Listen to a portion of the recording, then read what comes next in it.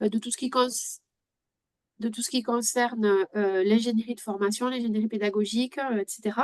La communication autour de la formation, enfin tout ce à quoi vous avez pu assister depuis maintenant le mois d'octobre.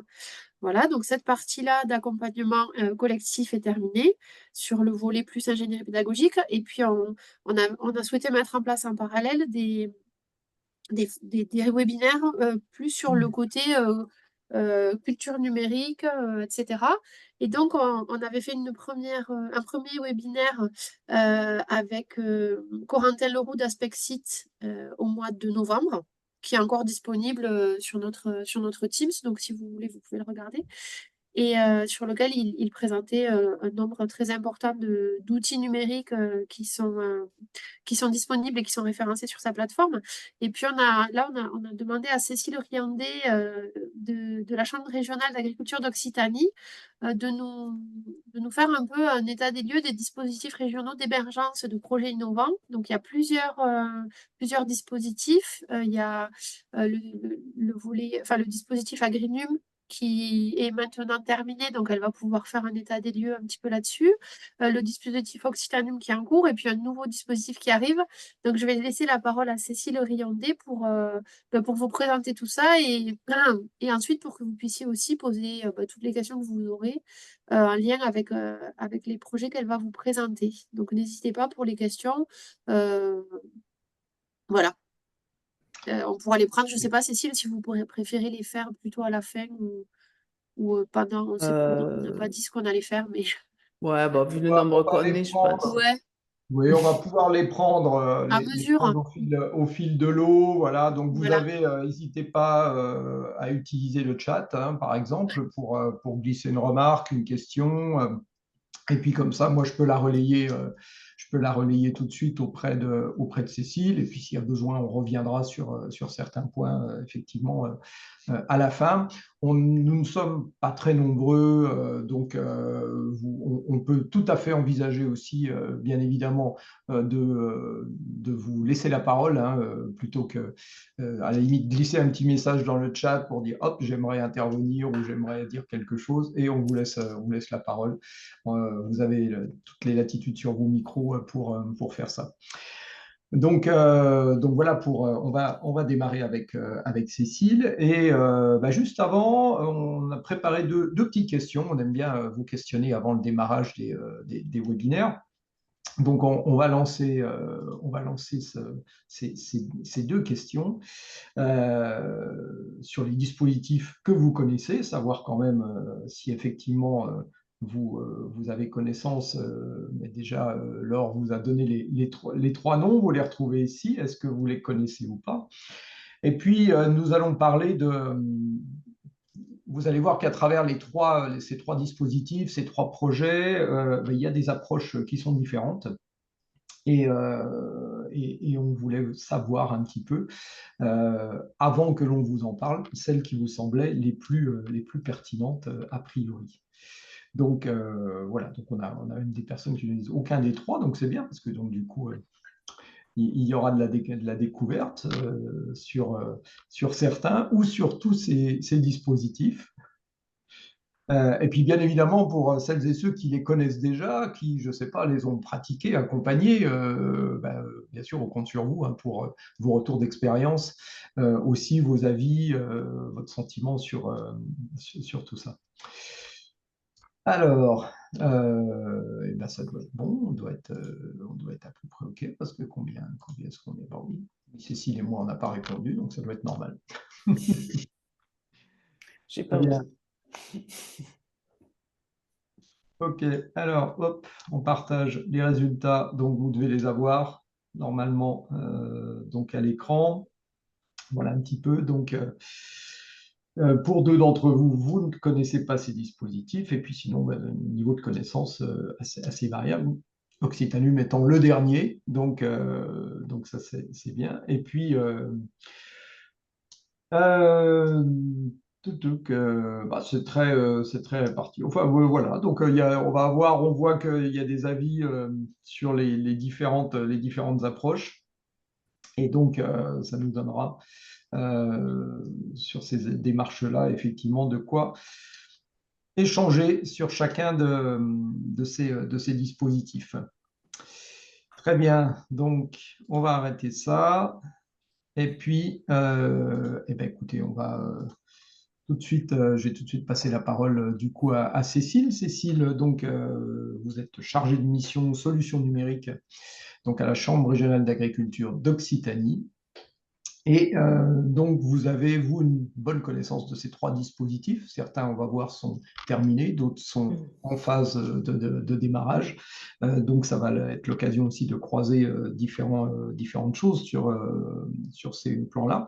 Et puis, on terminera. On a prévu aussi de parler de choses qui sont peut-être pas, on va pas dire à contre-courant, mais une autre approche aussi, puisqu'on parlera aussi de low-tech dans ce webinaire, parce que ça nous semblait intéressant de voir aussi comment on peut aborder autrement l'innovation que simplement par de la technologie et de l'innovation technologique, même si la technologie n'est pas forcément quelque chose de très compliqué. On verra justement que dans ce sens-là, on peut faire aussi des choses très intéressantes. Je vous passe la parole tout de suite, Cécile. Oui, et je veux bien reprendre l'écran, du coup, Eh bien, pour hop. partager comme ça. Hop. Et je vais partager.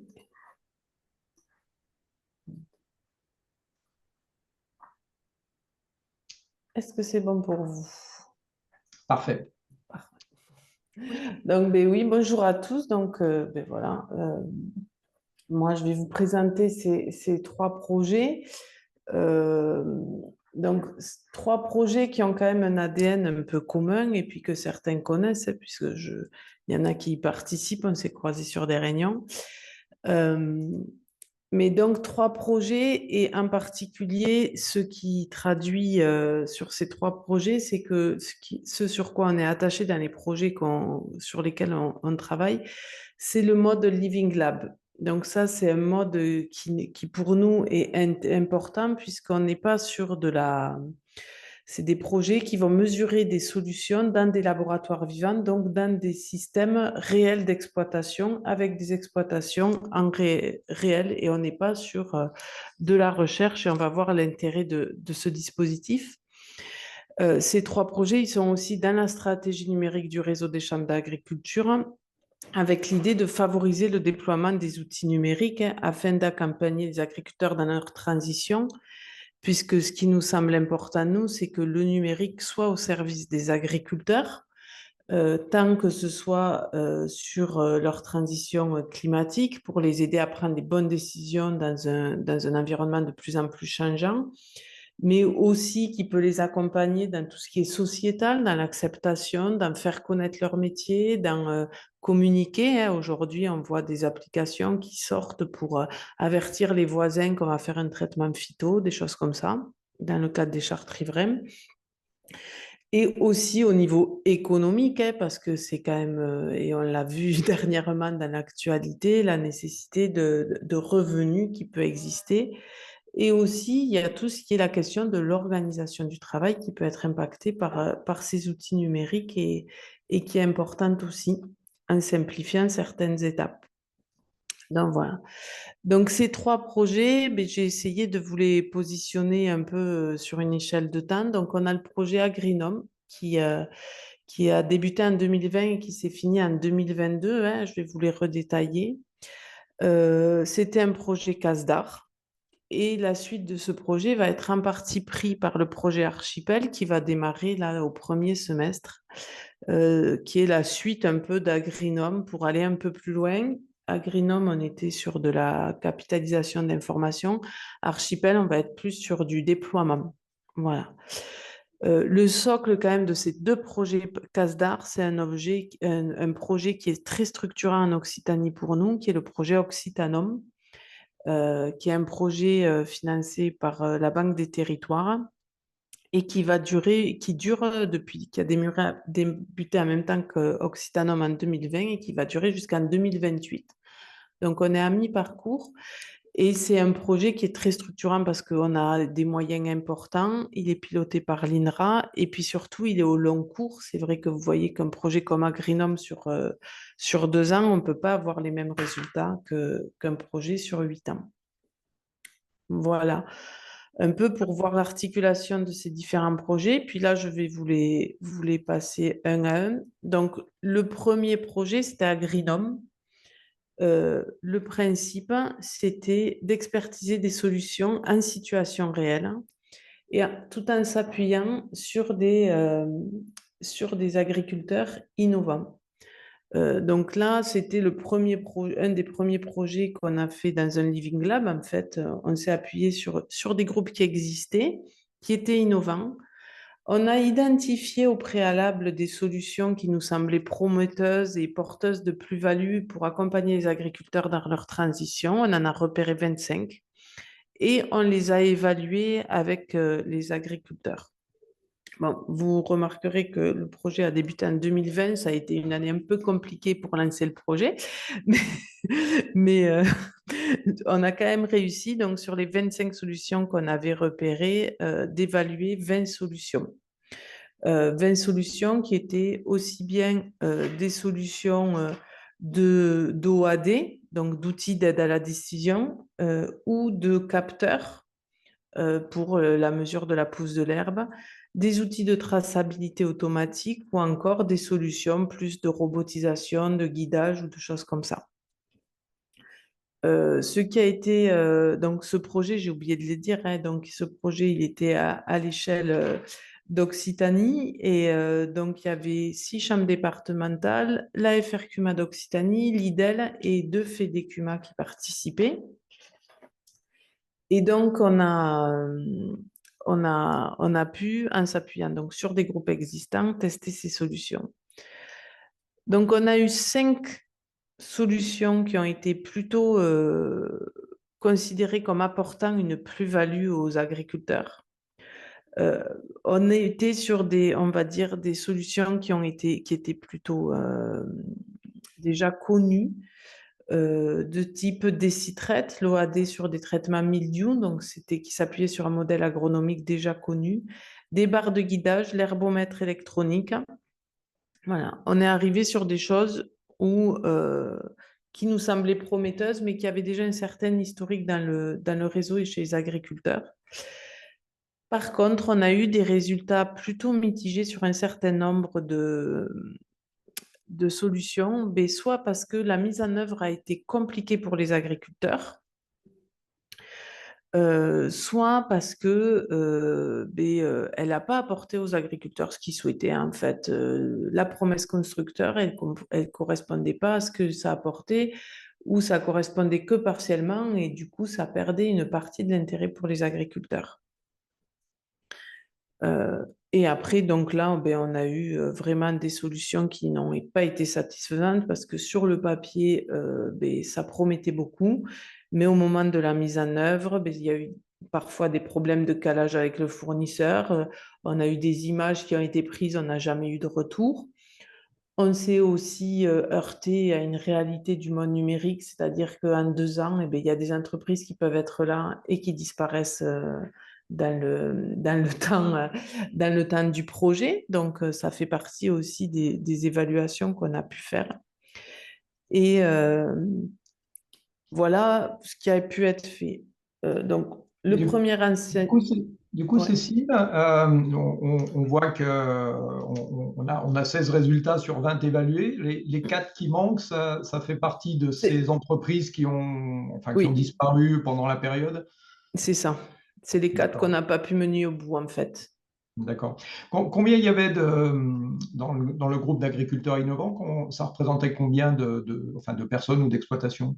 Alors là, c'était très différent en fonction des solutions, en fait, puisqu'on était sur des solutions d'élevage ou d'élevage, de viticulture, d'arboriculture. Donc là, en fait, alors j'ai plus les chiffres précis, mais en fonction, on avait chaque fois 2 ou 3 groupes qui ont travaillé sur la solution.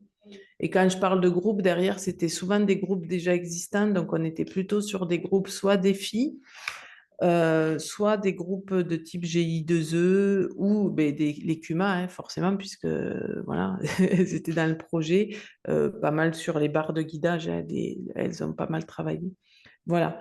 Mais du coup, là, bon, c'était un matériel essayé par plusieurs, mais j'ai plus les chiffres précis par solution, en fait. Voilà.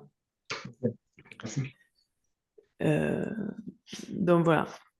Donc voilà, le premier enseignement, nous, qu'on en avait retiré de ce projet, c'est attention aux promesses constructeurs, elles ne sont pas toujours au rendez-vous.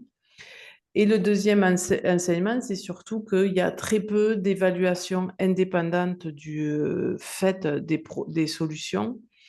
Et du coup, c'est important d'avoir une démarche de prise en compte de la satisfaction des agriculteurs. Et que nos réseaux, que ce soit CUMA ou Chambre d'agriculture, avaient tout à fait leur place dans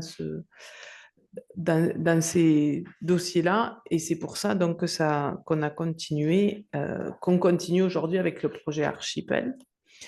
Donc oui, pardon. Juste avant de passer à Ouais. Archipel, du coup, puisque vous parlez d'évaluation, est-ce que ça a donné lieu à des ajustements, des améliorations du côté, effectivement, on va dire enfin, des personnes, des structures qui avaient lancé ces solutions, qui avaient créé ces solutions? Est-ce qu'il y a eu, on va dire, un effet de retour et à nouveau de remise en expérimentation à votre connaissance? Et je pense qu'il y en a eu au moins une où il y a eu un peu ce travail-là de fait, en fait, où ils se sont remis à rechercher. On avait une application sur la détection de la flavescence dorée, où en fait, on s'est rendu compte qu'on avait du mal à y arriver, hein, en vigne. Et eux, ils continuent à travailler sur ça, puisque je les ai revus il n'y a pas longtemps. Mais on n'a pas refait de test avec. Et ça fera peut-être partie justement des choses qu'on pourra suivre, soit dans Occitanum, soit dans le projet Archipel. D'accord. Donc, ce qu'on retient, c'est que ce qui serait intéressant, c'est qu'effectivement, dès la conception, on envisage l'évolution, enfin les expérimentations avec leur évaluation et justement ces boucles d'amélioration qu'on pourrait imaginer derrière, quoi. Voilà, c'est ça, c'est bien ça. Donc, dans la suite, eh bien, ce que nous, on a imaginé au niveau du réseau des chambres, c'est le projet Archipel, qui est toujours un casse d'art démultiplication, où là, on voit un peu plus large, puisqu'on élargit avec Pays de Loire, la chambre de région de Pays de Loire. Et on inclut aussi dans ce projet la recherche avec l'INRAE et les écoles supérieures, donc l'ESA d'Angers et l'Institut Agro de Montpellier, en fait.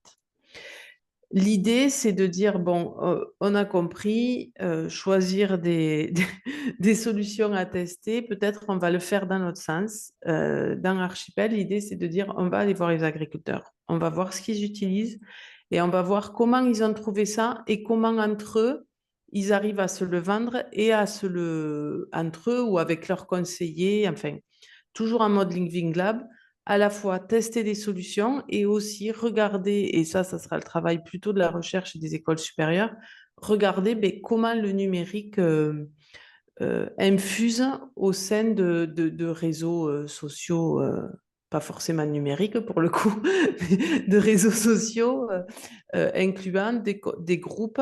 Donc là, de la même manière, on va repartir de groupes existants ou à constituer. Donc là, c'est le travail de démarrage du projet qu'on va faire. Partir de groupes, regarder les solutions qu'ils ont mis en place et voir aussi comment une solution qui marche bien en Occitanie, on peut la faire infuser en Pays de Loire ou vice-versa dans des contextes différents. Quels sont les facteurs de réussite pour après justement pouvoir démultiplier cette adoption des outils numériques tout au long du projet dans les différents groupes. Voilà. Là, pour info, là, on va encore une fois rester plutôt sur des problématiques gestion de l'herbe et arboviti. Voilà, avec arboviti, une entrée plutôt pilotage des intrants.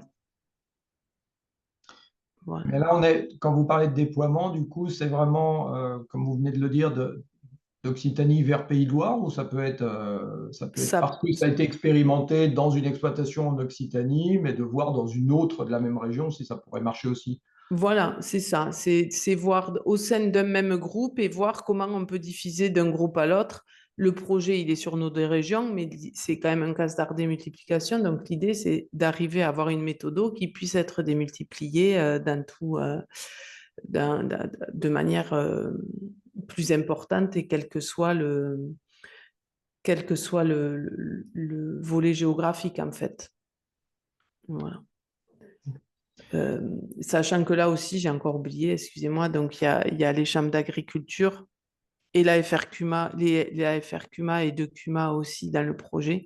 En plus, je n'ai pas redit, mais en fait, c'est le même noyau qu'Agrinum qui est reparti d'Archipel et auquel on a ajouté donc la Chambre de région de Pays de Loire, la recherche et les écoles supérieures.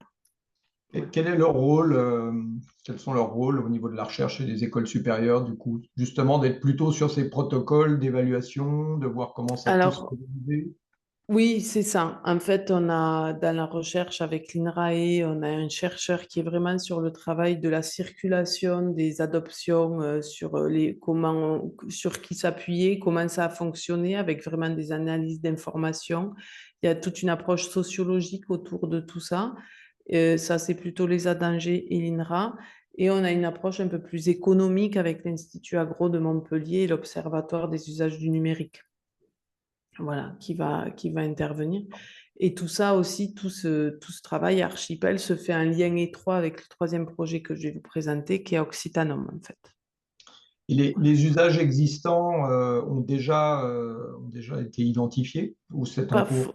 Non, c'est en cours. En fait, là, nous, l'idée, c'est on va avoir notre séminaire de lancement en juin et l'objectif, c'est justement d'identifier, de se donner une méthodologie d'identification de ces usages. Alors après, on a des idées un peu parce on va quand même partir de groupes existants, donc les conseiller.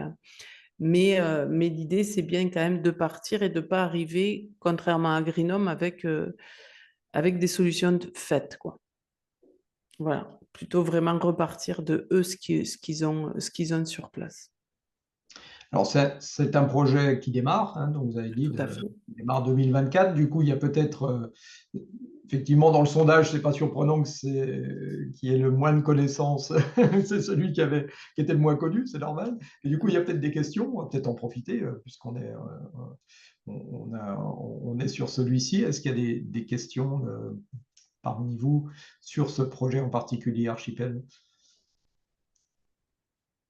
Là, l'idée, c'est d'explorer les outils, enfin les solutions numériques qui sont déjà utilisées, ou de déployer peut-être même les deux, un peu les deux. Il peut y avoir un peu Mm. de déploiement, mais si c'est du déploiement, c'est quand même de partir d'un usage qui est connu au sein des groupes, quoi, et de Ouais. proposer aux autres de le déployer.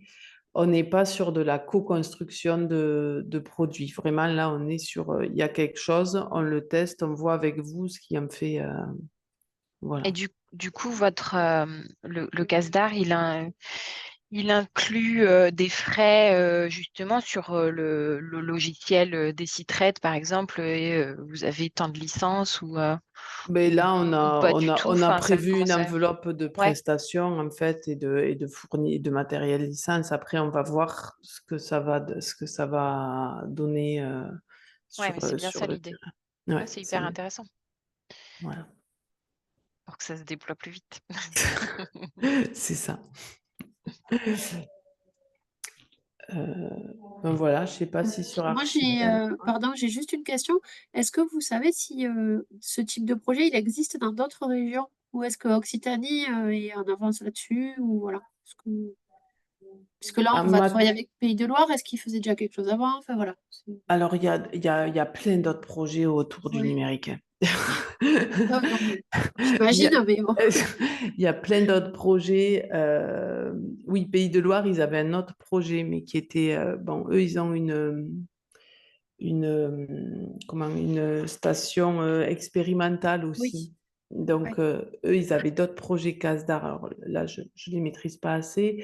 Je sais qu'au niveau d'Occitanie, il y a la FRCUMA qui a un projet qui s'appelle Agroup aussi, qui est un projet CASDAR Agroup, qui est aussi sur l'adoption des usages et où là, il y a Occitanie. Et alors, je vais peut-être dire une bêtise, mais il me semble que c'est Bretagne.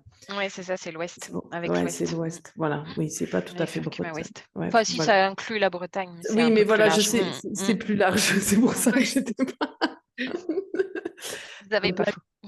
Voilà, où nous, on est au comité de pilotage, mais voilà, donc il y a le projet, il y a le projet à groupe aujourd'hui sur lequel nous, voilà, on participe, mais très légèrement.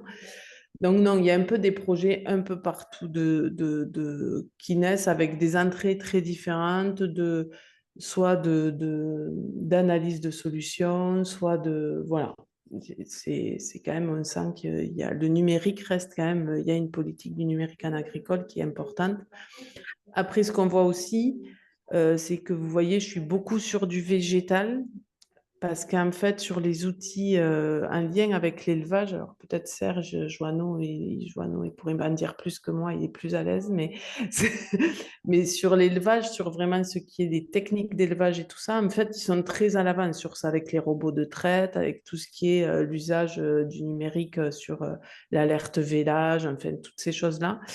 Et donc aujourd'hui, on est plus dans le débroussaillage, c'est le cas de le dire, sur les solutions dans le végétal et on a des usages plus assis dans l'élevage, même s'il reste des choses à faire. Hein. Il y a une perche tendue à Merci. Serge Joanneau. On va lui Je ne sais pas s'il veut la prendre, je ne l'avais pas averti.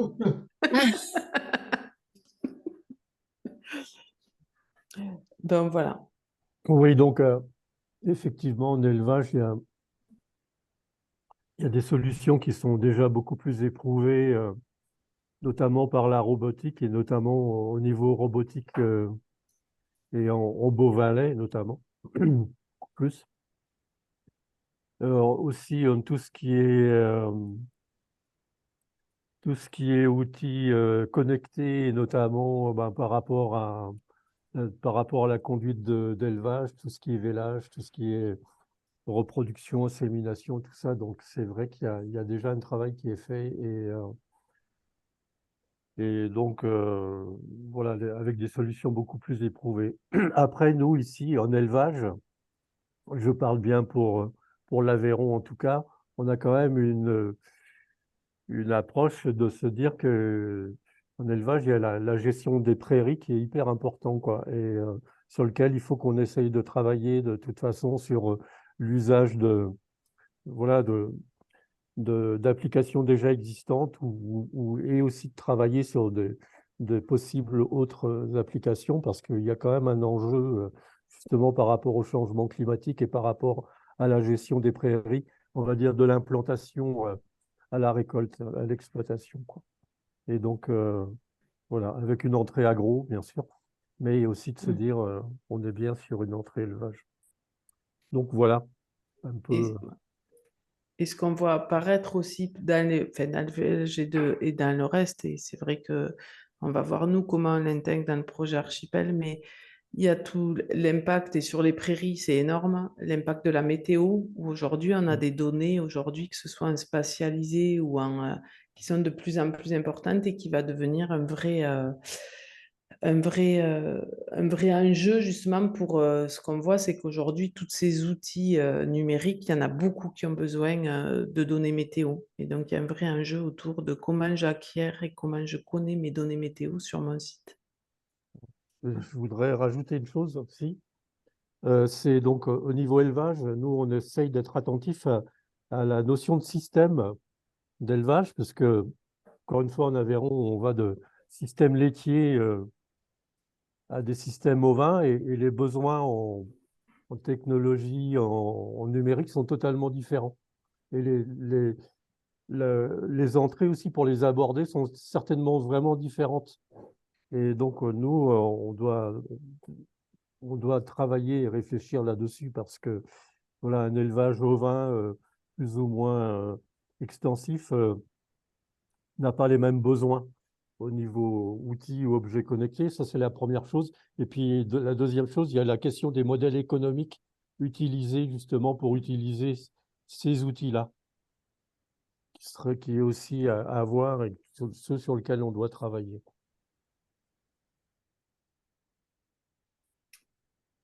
Voilà, on s'est un peu éloigné. Merci, Serge. Du coup, voilà, sur Archipel. Donc après, si vous voulez, j'attaque Occitanum. Donc Occitanum, je vous en ai parlé. Donc c'est un territoire d'innovation. C'est un financement de territoire d'innovation avec la Banque des territoires qui a l'avantage d'être sur 8 ans, ce que je vous disais au début, qui est piloté par l'INRAE, qui associe plus de 46 partenaires, puisque là, on est à l'échelle de la région Occitanie, qu'on a des acteurs de la recherche, de la formation, des entreprises de la tech et des acteurs du développement agricole et des territoires. L'idée, elle est vraiment d'être ancrée dans les territoires et d'avoir de la plus-value. Le principe, c'est que là aussi, on est en mode Living Lab avec 7 Open Lab, donc 7 sujets traités et 13 sites.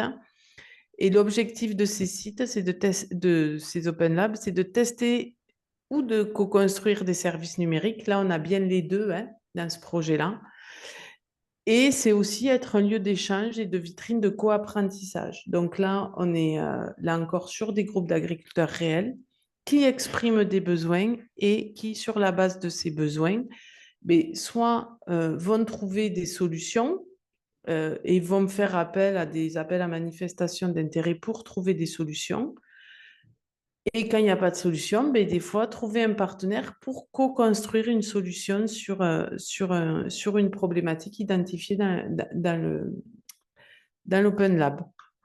Donc, juste pour vous dire, là, on a un réseau plus large avec 6 filières représentées, donc sur toute Occitanie. Et donc, vous voyez avec un Open Lab élevage qui est sur l'Aveyron et le Lot, un Open Lab VIPTI qui est sur l'Hérault et le Tarn, un Open Lab Arbo qui est dans le Tarn-et-Garonne et à la frontière entre le Gard et l'Hérault. Et là, c'est pas la chambre, c'est Sud-Exp dans le Gard, je pense, qui anime cet Open Lab. Et ensuite, on a les grandes cultures, donc avec le Gers et l'Aude. L'élevage, excusez-moi, j'avais oublié l'Ariège à chaque fois, comme ils sont en bas, je les oublie, mais ils y sont bien. Et après, deux Open Lab un peu particuliers. Un Open Lab sur l'apiculture, donc qui démarre tout juste, et un Open Lab sur la restauration de proximité et l'approvisionnement local, voilà, qui est animé, lui, par la Chambre régionale. Voilà. Donc, en fait, une approche très large et avec derrière des appuis de la recherche, des financements, donc de la Banque des territoires, pour permettre de tester et de faire évoluer des solutions. Donc là, on est à mi-parcours. C'est pareil, il a démarré en 2020, donc ça a été un peu... C'était pas la bonne année pour commencer les projets, mais... Donc, on a des Open Labs qui avancent de manière très différente. Par exemple, sur l'Open Land Viti du 81, ils avaient trouvé une solution qui était assez prometteuse. Mais là, tout s'est arrêté parce qu'en fait, la société a fondu les plombs. Donc, ils sont en train de rechercher un repreneur pour leur solution. Voilà. Donc, en fait, c'est aussi ça, en étant sur du long, on vit vraiment un projet numérique dans son ensemble. Et on ne voit pas que la première adoption, on peut étudier l'adoption, puisque ce qui est reconnu, c'est qu'une solution, on peut dire qu'elle est adoptée ou pas au bout de 7 ans, en fait, 7-8 ans. Donc, c'est en ça que le projet Occitanum, il est bon, parce que voilà, le rythme agricole, il fait qu'on a droit à faire un test par an, grosso modo, sur une campagne, et que donc, pour voir si ça fonctionne, on n'est pas dans une usine où on change un réglage et puis on voit une demi-heure après si la pièce, elle sort tordue ou moins tordue, et on peut... faut beaucoup plus de temps, et donc là, on est sur un projet qui permet d'avoir ce temps-là. On a aussi des projets qui, pour vous donner des idées, des idées de projets, donc il y avait ça, c'était de l'imagerie sur la modulation de fertilisation dans le 81 en vigne. Le projet alimentation de proximité, ils sont plus sur une application pour pour permettre une meilleure connaissance de l'origine des produits. Donc, ils sont en train d'affiner leurs besoins, mais c'est plus pour avoir un outil de communication pour les gens qui achètent en grande surface et pas chez les producteurs en direct, mais qui puissent avoir une info un peu plus complète. Sur le maraîchage, oui, parce que j'ai oublié de dire qu'il y avait un Open Lab maraîchage. Sur un maraîchage, ils sont partis sur un travail sur les sondes d'irrigation et aussi sur le blanchiment des serres par drone, par exemple, avec là la problématique d'avoir moins de chaleur, de pouvoir blanchir les serres, et tout le pilotage de l'irrigation avec tous les écarts qu'on peut avoir en maraîchage. Dans le 32, ils sont partis sur un travail sur l'érosion et aussi la mise en place d'un réseau centipède collaboratif. Alors, je ne sais pas si centipède, ça parle à tout le monde, mais c'est un réseau de localisation, en fait, avec des antennes. Et c'est collaboratif dans le sens où tout le monde quelqu'un achète une antenne et tout le monde peut se brancher dessus. Et plus on arrive à avoir un réseau précis, plus le signal est précis et peut permettre des localisations et donc des travaux précis dans les champs. Voilà. Donc, dans le 32, ils travaillent sur ça. Sur l'arboriculture, excusez-moi, sur l'arboriculture, ils étaient plutôt sur du guidage pour améliorer le travail et se poser moins la question d'être plus attentif à son verger et moins à sa conduite, quoi. Avoir une meilleure analyse de son verger et améliorer ainsi les choses. Donc voilà pour les Open Labs. Donc ça, les Open Labs, il y a des résultats qui sortent. On essaie de les communiquer au travers du réseau des chambres, des différentes journées innovation qui peuvent avoir lieu, hein. Et voilà ce que je peux vous dire sur les Open Labs. Mais il faut savoir que derrière Occitanum, il y a aussi tout un centre de ressources. Et en particulier, il y a tout ce qui est la chaire agrotique et le fonctionnement agrotique de l'Institut agro de Montpellier. Alors, je ne sais pas si vous connaissez un peu ça ou pas, mais donc moi, voilà, il y a en particulier deux points qui sont sur le site agrotique avec le centre de ressources où vous allez pouvoir avoir en fait tout un tas de données de qualité en fait avec des séminaires qui sont proposés. Bon, là, donc la chaire agrotique, elle est à cheval avec l'Institut agro de Montpellier et l'Institut agro de Bordeaux. Donc il y a tout un tas de séminaires deux par an en général, un en décembre et un en avril. Alors ça, en fonction des thèmes, vous pouvez surveiller. Mais il y a aussi tout un tas de bulletins de veille assez complets sur ce qui se passe dans le numérique et l'agricole. Et vous avez aussi des livres blancs qui sont faits par la chaire sur différentes évaluations, des modalités d'évaluation, comment favoriser la diffusion des outils numériques. Donc là, vous pouvez avoir toute une ressource qui vous permet d'animer derrière des groupes. Il y a aussi, alors excusez-moi, voilà. Il y a aussi l'Observatoire des usages, où là, vous avez des informations. Donc ça, c'est la chaire agrotique et Digitag, qui est un projet INRAE. Et là, vous avez des infographies. Donc, on parlait de la météo, par exemple. Vous avez une infographie où l'idée, c'est de voir quels sont les usages de la météo aujourd'hui, qu'est-ce qu'on peut faire avec, quel besoin il y a dans le monde agricole. Et il y a tous des dossiers qui utilisent le numérique en fonction des grandes filières qu'on peut connaître. Donc, des dossiers qui permettent aussi d'avoir une approche. Alors là, je m'adresse plus à vous en tant que conseiller et animateur ou responsable formation, un peu de veille pour se dire qu'est-ce qui peut arriver demain, qu'est-ce qui peut faire. L'autre outil qu'on a dans Occitanum, c'est le Mobilab. Alors, le Mobilab, je ne sais pas si vous en avez déjà entendu parler. Je pense qu'il y a déjà des formations Vivea qui ont été financées avec, je crois, je ne suis pas sûre. Mais le Mobilab, voilà, à l'origine, le Mobilab, c'était une petite armoire sur roulette où il y avait Simon Moinard, donc, qui est le responsable qu'on voit sur la photo avec le petit chapeau là, qui, eh ben, lui, c'est un fanat de capteurs et de tout ça. Et donc, lui, son idée, c'est d'aller chez les exploitants et de promouvoir le low-tech, c'est-à-dire de dire, ben, vous pouvez vous le faire.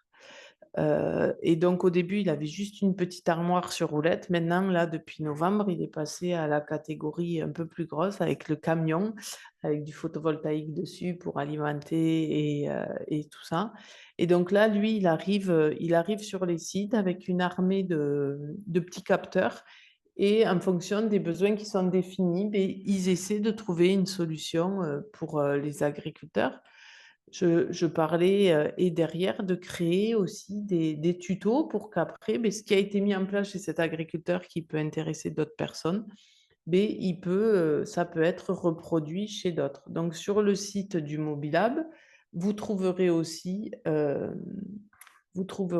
ben, des tutos sur ben, comment faire une sonde d'irrigation comme le Pilotech, comment le faire, comment le brancher sur une console pour pouvoir voir la variation. Donc, le Mobilab, il est vraiment là pour démocratiser, pour dire vous pouvez le faire à moindre coût. Il y a un minimum syndical à connaître, hein. En fait, c'est un peu un Fab Lab sur roulette, quoi, le Mobilab qui va pouvoir venir partout.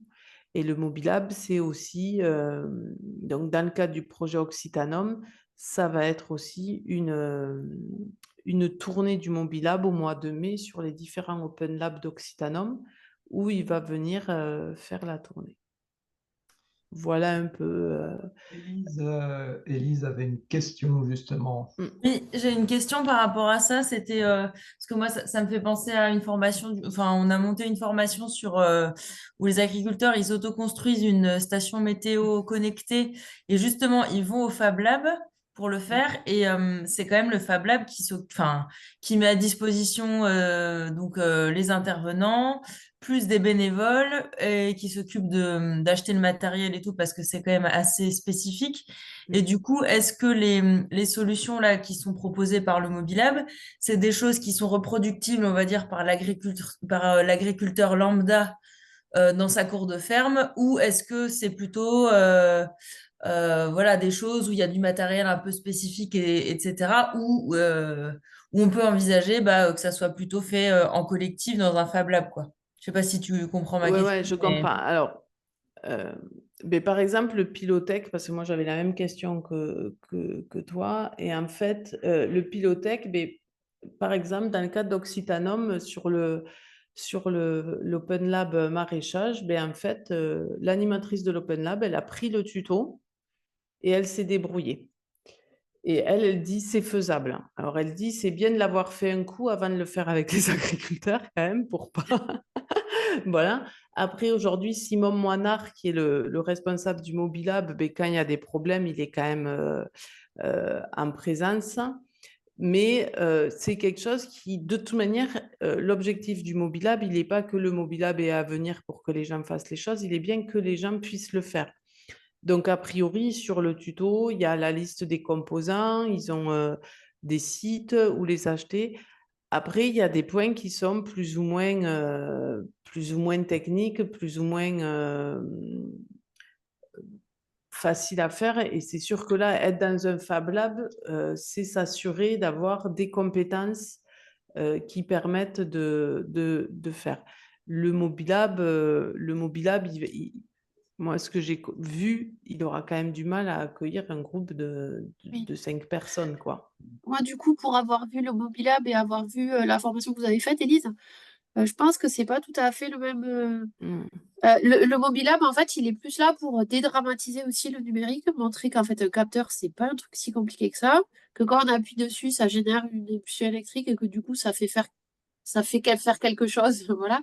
Mais c'est plus, pour moi, c'est plus un truc qui va servir à dédramatiser, faire montrer qu'on peut faire, qu'il y a des choses qui sont pas si compliquées que ça. Après, par contre, sur l'étape où on auto-construit quelque chose à plusieurs, le Fab Lab, c'est comme ce que vous avez fait vous avec la station météo. Euh, et peut-être que le Mobilab, ça permet de voir qu'est-ce qu'on peut faire en fait. Pour des gens qui sont pas trop, qui savent pas trop non plus. Parce que toi, quand tu as fait ta formation de météo, station météo, c'était des gars qui étaient quand même très assez pointus, quoi. Des gens qui avaient vraiment une culture de l'autoconstruction, de savoir-faire, alors numérique ou pas forcément, mais quand même qui avaient ce côté-là. Et là, c'est peut-être, ça s'ouvre peut-être un peu plus largement à des gens qui ont envie de découvrir, mais qui savent peut-être pas trop faire dans un premier temps, quoi. Pour Voilà, après, le rôle du Mobilab, il est vraiment de dédramatiser, d'aller sur, et c'est ce qui va être fait dans le Mobilab Tour, c'est d'aller sur un site donné et de dire aux gens, mais quel est votre besoin? Et nous, dans la journée, on va réussir à trouver le capteur qui fonctionne. En fait, très simplement, Simon, il présente des capteurs. Et il dit, ben, avec ce capteur, tu peux mesurer une hauteur. Et les agriculteurs, c'est quand même des gens qui ont l'habitude de bricoler. Et donc, ils vont dire, ah, ben ça, je peux mesurer une hauteur. Donc, peut-être, tu peux me faire un truc où je vais savoir dans ma cuve à gasoil où j'en suis, quoi, pour savoir quand est-ce que je commande mon gasoil. Je dis n'importe quoi, là. Mais c'est ça. ça, mais ça peut être ça. Ça peut être et l'idée de Simone, c'est sur la base de ce besoin, ils vont me faire quelque chose. Lui, il aura identifié un besoin. Derrière, il va faire un tuto pour que ce soit reproductible. Donc moi, je pense que le Mobilab Tour, pour vous, c'est une vraie opportunité, justement, de communiquer dessus et de faire venir des gens pour dédramatiser et aussi derrière, avoir un levier de remontée de besoins sur qu'est-ce qu'on peut faire et qu'est-ce qu'on peut proposer. Mais je pense qu'en termes de formation, si vous voulez vous assurer, c'est bien de vous appuyer sur un Fab Lab. Emma avait une question, mais juste avant, moi j'aime bien effectivement ce parallèle, Cécile, que vous faites avec le bricolage, que vous me disiez qu'on a préparé, que tous les agriculteurs sont des bricoleurs. Effectivement, il y a plein de corps de métier qui sont amenés à toucher, ce qui ne veut pas dire qu'ils sont experts et qu'ils ont effectivement un grand niveau de technicité, que ce soit en soudure, que ce soit en plomberie, en électricité ou autre chose, et bien d'autres choses encore. Mais c'est plutôt d'aller vers des solutions qui sont accessibles avec un minimum, on va dire, de connaissances ou de pratique ou de curiosité, finalement. Emma, vous aviez une question? Non, ce n'était pas une question, Une c'était remarque. juste, je les avais contactés à Mobilab avec Simone et Basile Loto. Et du coup, parce que je voulais aussi organiser des formations donc, autour des capteurs. Et le Mobilab, il ne se déplace pas pour faire des formations de 7 heures, ni 4 heures.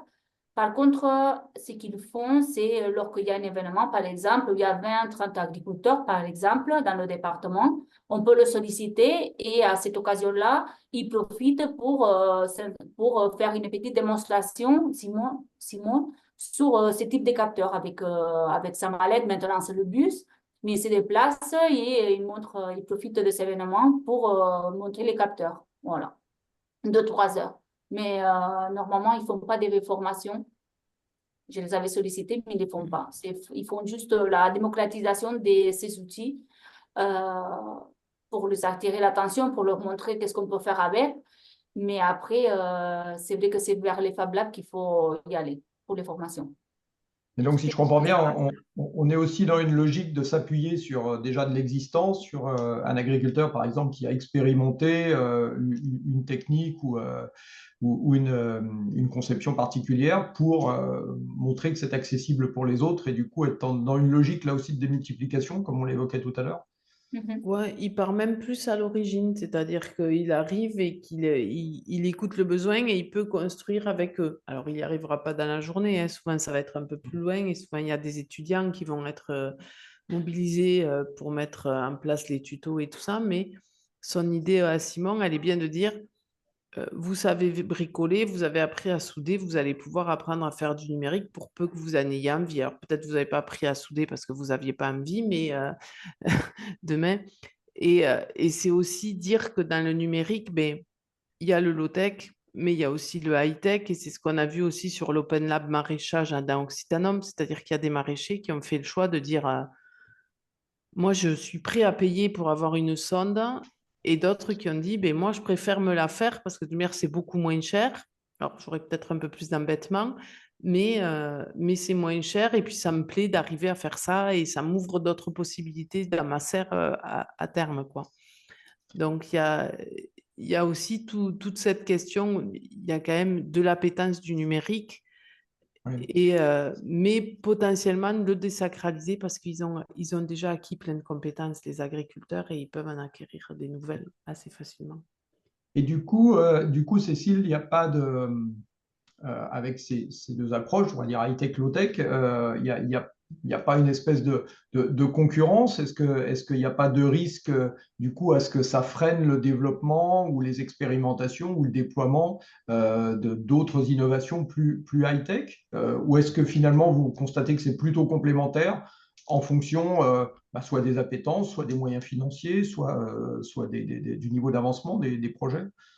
Nous, ce qu'on voit surtout, c'est que l'économique, c'est un gros frein sur le numérique, parce que les modèles économiques, ils peuvent être très lourds pour les exploitants en fonction des solutions, et que du coup, le low-tech, c'est plutôt une complémentarité qui va permettre de développer le numérique dans les exploitations en proposant des solutions qui sont moins calibrées, mais qui vont permettre au numérique de rentrer, et des fois des solutions sur des tout petits usages très bêtes, hein. Enfin, Simon, ceux qui l'ont vu, souvent, ils montrent le petit bouton où un agriculteur qui mettait 1 heure pour aller tourner un bouton et qui a réussi à faire une appli où, en appuyant sur son smartphone, il y a un petit truc qui fait que l'irrigation, elle s'arrête.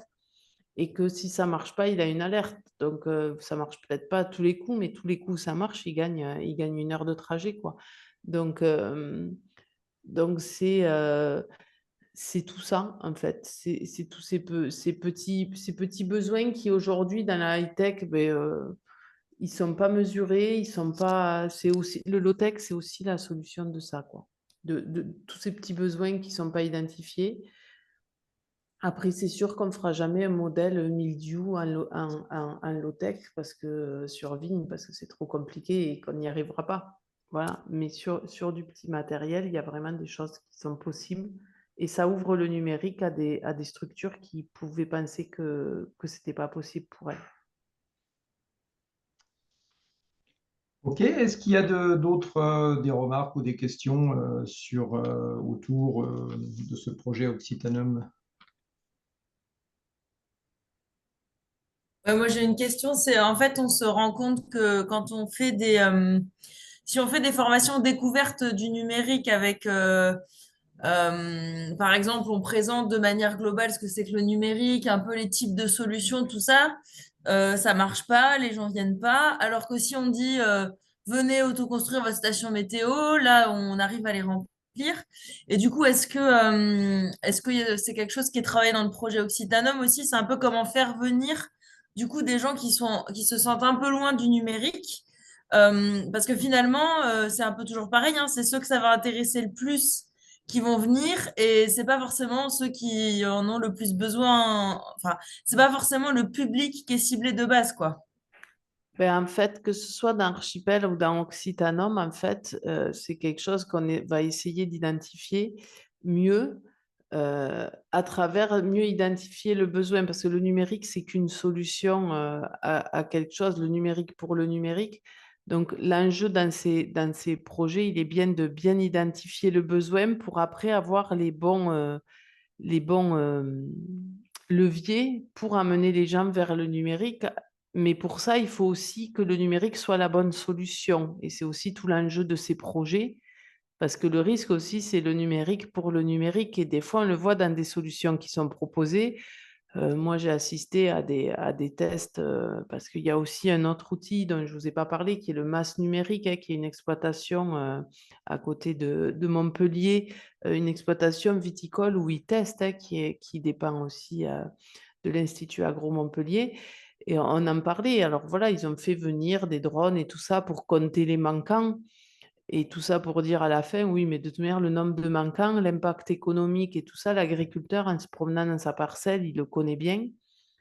Et aussi en voyant que le numérique aussi, pour certains, ça peut être un frein dans le sens où le numérique, il va leur enlever ce qui leur plaît dans le métier. C'est-à-dire aller se promener dans les vignes pour aller voir combien il y a de manquants, ça leur plaît. Et ils n'ont pas envie d'être derrière leur ordinateur à traiter des images satellites pour savoir combien il leur manque de pieds dans leur vigne. Donc ça, c'est aussi un critère à prendre en compte, nous, qu'on essaie de plus en plus de voir. C'est-à-dire de dire le numérique, pour faire quoi? Pour remplacer quoi? Et pas forcément pour remplacer ce qui vous plaît. Mais l'idée du numérique, c'est d'être une solution. Donc, il faut trouver ce besoin. Parce que le numérique, voilà, d'ailleurs, moi, je suis chargée de mission solution numérique et pas numérique. Parce que le numérique, c'est qu'une solution. Et donc, il faut déjà avoir les bonnes problématiques et pour identifier la bonne solution. Et si elle est numérique, se pencher sur ça.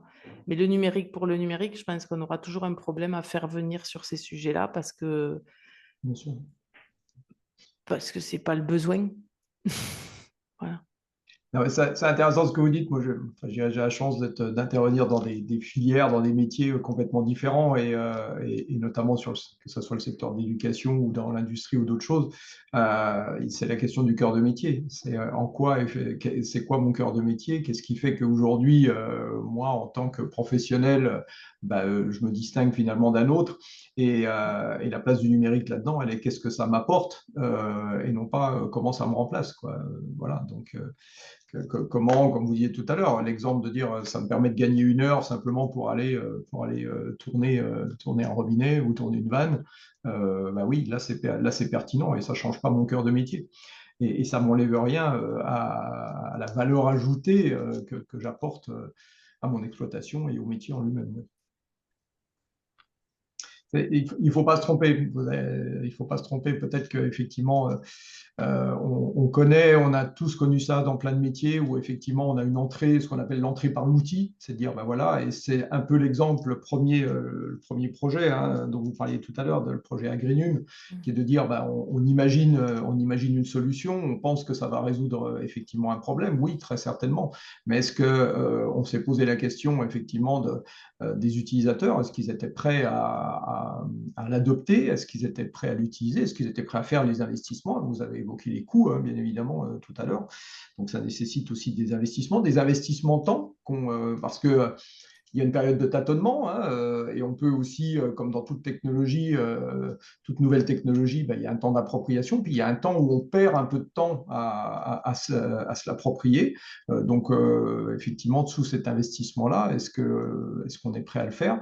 Et la grosse difficulté, c'est effectivement de se mettre d'aller questionner le terrain, j'ai envie de dire, donc les utilisateurs, ceux qui vont le mettre en œuvre demain, et donc les dirigeants d'exploitation agricole pour effectivement savoir si ça répond à leurs besoins. C'est une démarche, je sais que peut-être certains d'entre vous ont participé aux 2 webinaires qu'il y a eu avec mon collègue Jean Pouly, mais qui est vraiment une démarche marketing de base, qui est de dire on questionne déjà l'utilisateur, on questionne le client, de savoir quels sont effectivement ses besoins avant d'imaginer la meilleure solution.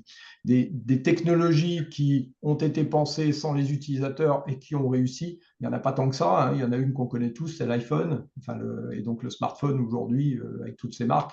Mais le premier iPhone lancé par Apple, effectivement, personne ne demandait à avoir un téléphone qui fasse tout ça. Et finalement, ils sont arrivés à imposer ce qu'on a tous entre nos mains. Mais il n'y en a pas beaucoup, on est d'accord, on a même du mal à en trouver beaucoup d'autres sur les doigts, je pense qu'à peine sur les doigts d'une main.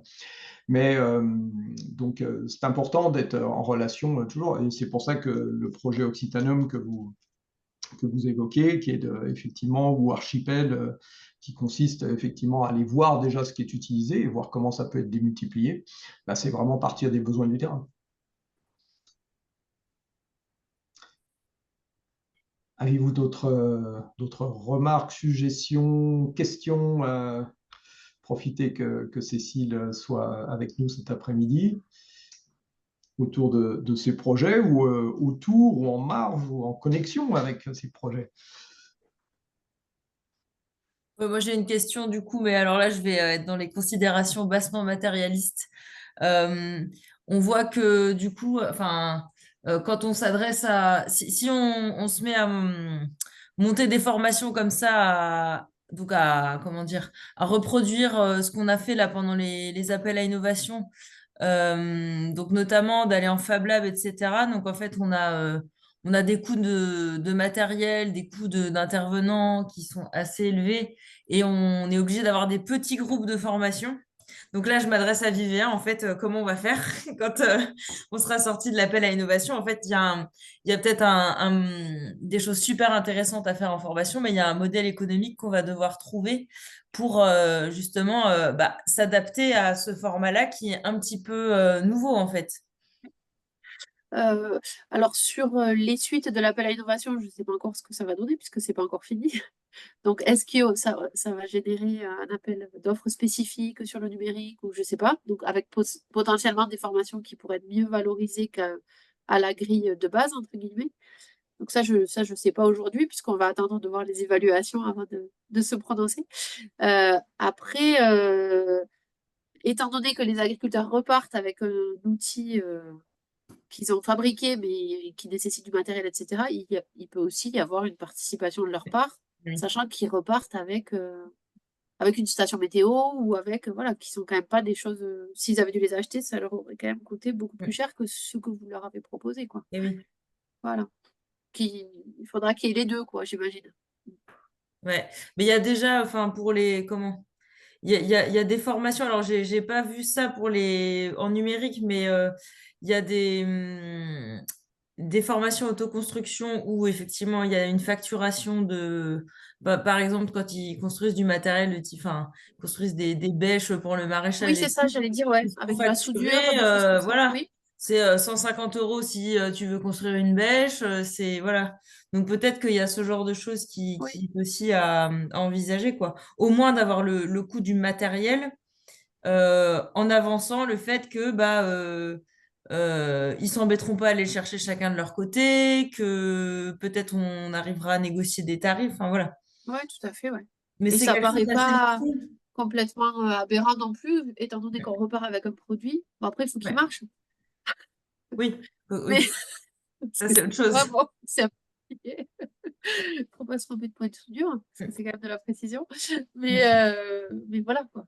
Moi, enfin, il me semble que c'est pas choquant de dire qu'il peut y avoir aussi une participation des stagiaires, Mm. qui doit rester, voilà, quoi.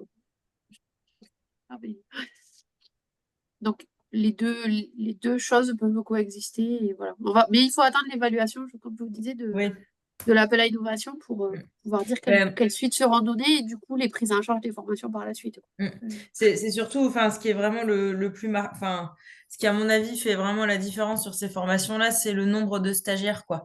C'est vraiment, enfin, soit on a, ou alors on a 2 ou 3 intervenants qui font la même chose, mais on peut pas avoir un groupe Oui, de 10 ou 15 personnes qui sont non, en train de fabriquer leur truc en même temps, quoi. ouais, c'est sûr. On est bien d'accord. Enfin, je vois,